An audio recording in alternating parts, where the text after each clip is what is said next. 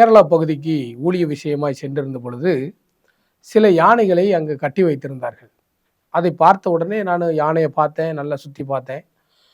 யானைய கட்டி வச்சிருந்த அந்த இடத்த பார்த்தேன். ஒரு நபர் வந்தார். நல்ல யானைகளுக்கு தீவனங்களை கொடுத்தார். யானை அது சாப்பிட்டு கொண்டே இருந்தது. சற்று நேரம் அந்த யானையுடைய கால்களை உற்று பார்த்தேன். ஒரு சின்ன சங்கிலி, ஒரு பொடி சங்கிலி வைத்து அந்த யானைகளை கட்டியிருந்தார்கள். எனக்கு ஒரு சந்தேகம். இந்த யானைக்கு கோபம் வந்துருச்சுன்னா, மதம் பிடிச்சிருச்சுன்னா என்ன ஆகுது தெரியுமா? ஒரு பெரிய மரத்தை முட்டி அதை அப்படியே தள்ளி விடுகிறது. அந்த அளவுக்கு பலன் கொண்ட ஒரு யானை.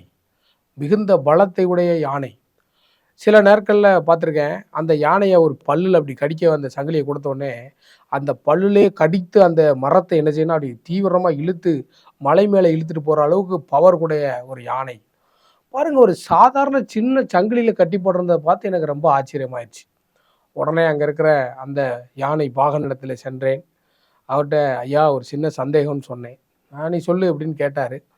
இவ்வளோ பெரிய யானைய இந்த குட்டி சங்கிலியில கட்டி போட்டிருக்கீங்களே, இது என்ன அப்படின்னு சொல்லி கேட்டேன். அவர் சொன்னாரு, தம்பி, இந்த யானைய குட்டியா இருக்கும்போதே நாங்க புடிச்சிட்டு வருவோம். புடிச்சிட்டு வந்து இந்த யானைய என்ன பண்ணுவோம்னா, இந்த இப்ப கட்டி போட்டிருக்கோம் பார்த்தீங்களா, இதே இந்த குட்டி சங்கிலியிலே அந்த யானைய கட்டி போடுவோம். அந்த யானை என்ன செய்யும்னா, குட்டி யானையா இருக்கும்போது அந்த சங்கிலிய அதால என்ன செய்ய முடியாது, அக்க முடியாது. அது என்ன செய்யும்னா, அங்க இங்கேயும் உழந்து கொண்டே இருக்கும். கட்டி போட்ட உடனே அங்க இங்கேயும் ஆடிக்கிட்டே இருக்கும். போகும், அங்க போகும், இங்க போகும். அப்படியே வரும். கால வச்சு குதறும். அப்படியே செஞ்சுட்டே தான் இருக்கும். திட்டத்தட்ட ஒரு 10 நாள் வரைக்கும் அது என்ன செய்யும், அந்த சங்கிலியிலிருந்து எப்படியாவது தன்னை விடுவித்துக் கொள்ள போராடிக் கொண்டே இருக்கும். ஆனா 10 நாள் கழிச்சு பார்த்தீங்கன்னா, அந்த யானைய அந்த சங்கிலி வச்சு கட்டின உடனே அது பாட்டுல என்ன செய்யும், நின்னுக்கிரும். அது அப்படியே தொடர்ந்து காலகாலமாக அதே சங்கிலியில கட்டி போட்டு, கட்டி போட்டு, கட்டி போட்டு இன்றைக்கு இது பெரிய யானையாய் மாறின பின்பு கூட நாங்கள் இதே சங்கிலியில தான் கட்டுவோம். இத அத்துட்டு என்ன செய்யாது, போகாது. ஏன் தெரியுமா? என் ஓனர் வந்து அந்த சங்கிலியில கட்டிட்டாரு என்னைய. என்னால எங்கேயும் என்ன செய்ய முடியாது, போக முடியாதுங்கிற ஒரு மனநிலை அந்த யானைக்கு வந்துவிடும். எனக்கு என்ன நம்பிக்கைன்னு கேட்டீங்கன்னா, இந்த சங்கிலிய இந்த யானை அத்துட்டு என்ன செய்யாது, எங்கேயும் ஓடாது அப்படின்னு ஒரு நம்பிக்கை. ஏன்னா, அந்த சங்கிலியிலே நான் அதை பழக்கி விட்டதுனால, எனக்கு அந்த சங்கிலி மீது நம்பிக்கை இருக்கிறது. அந்த யானைக்கு ஒரு எண்ணம் என்ன இருக்குன்னா, என்னால இந்த இந்த சங்கிலிய அக்க முடியாதுங்கிற ஒரு மனநிலை இருப்பதனால, இத இந்த சங்கிலியில தான் கட்டி போட்டுட்டே இருப்போம் அப்படின்னு சொன்னாரு. பாருங்க, இன்றைக்கு இருக்கிற வாழ்க்கையிலும் அநேகர் அப்படித்தான் இருக்கிறோம். என்ன தெரியுமா? என்னால இதெல்லாம் முடியாதுங்க. என்னால இதெல்லாம் செய்ய முடியாது. நான்லாம் இதுக்கு சரிப்பட்டு வரமாட்டேன். நானா இப்படி இந்த காரியத்த செய்ய போறேன்? நானா பண்ண போறேன்? அப்படின்னு சொல்லி நம்மை நாமளே மட்டுப்படுத்தி கொண்டு நம்முடைய பலவீனத்தை முன்னிறுத்திக் கொண்டே இருக்கிறோம். ஆனா இந்த வேதத்துல ஒரு வசனம் சொல்லுகிறது.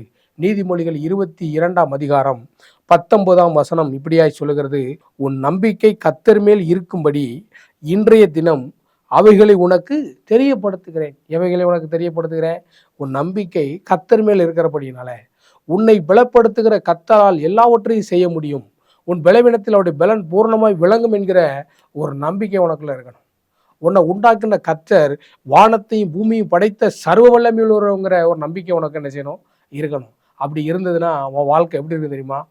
உன்னை எந்த சங்கிலியாலையும் எந்த கயிறுகளாலும் உன்னை கட்ட முடியாது. ஆனா ஒண்ணு, கர்த்தருடைய கரத்திலே அவர் உன்னை வைத்து பயன்படுத்த அவர் ஆசையா இருக்கிறார். நான் சொல்றேன், மிகப்பெரிய விலங்கான இருக்கிற அந்த யானை பாருங்க, ஒரு சாதாரண சங்கிலியிலே கட்டப்பட்டு கிடப்பது போல இன்றைக்கு நீ கட்டப்பட்டு இருக்கிறாயா? உன் நம்பிக்கையை மாத்து. உன் நம்பிக்கையை மாற்றி வை. ஐயோ, என் கட்டுகளை உடைப்பதற்கு என் ஆண்டவருக்கு பலன் உண்டு. அவர் என் கட்டுகளை மாற்றுவார் என்கிற நம்பிக்கை அவர் மீது வைப்பாயானால், இன்னைக்கு உன் பலவீனத்தை மாற்றி அவர் உன்னை பலப்படுத்த வல்லமையுடைய ஆண்டவராய் இருக்கிறார். பாரு, உன் மனநிலையை மாத்து. ஆண்டவர் மேல நம்பிக்கை வை. அவரே நம்பிக்கொண்டிரு. அவர் மேல உன் விசுவாசத்தை வைத்துக்கொண்டே இரு. விசுவாசிக்கிறவனுக்கு எல்லாம் கூடும் என்று வேதம் சொல்லுகிறது. நான் சொல்றேன், நீ இதுவரை தோல்வி அடைந்திருக்கலாம். இதுவரைக்கும் உன் வாழ்க்கையில எல்லாவற்றையும் இழந்திருக்கலாம். ஆனால் இன்றைக்கு ஆண்டவர் உன்மேல் உதிப்பார். அவர் உன்மீது உன்னை கொண்டு பெரிய காரியங்களை செய்ய போகிறார். நீ ஆயத்தமா இருக்கிறியா? ஒரு ஜெபம் பண்ணிடுவோம். கண்ணை மூடுங்க பார்ப்போம்.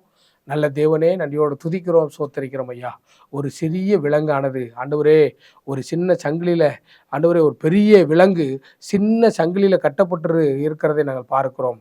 இதேபோல் இந்த அன்பு பிள்ளைகள் பல இடங்களிலே கட்டப்பட்டு தவித்துக் கொண்டிருக்கிறார்கள். இன்றைக்கு கர்த்தர் அனுக்கிரகம் செய்வீராக.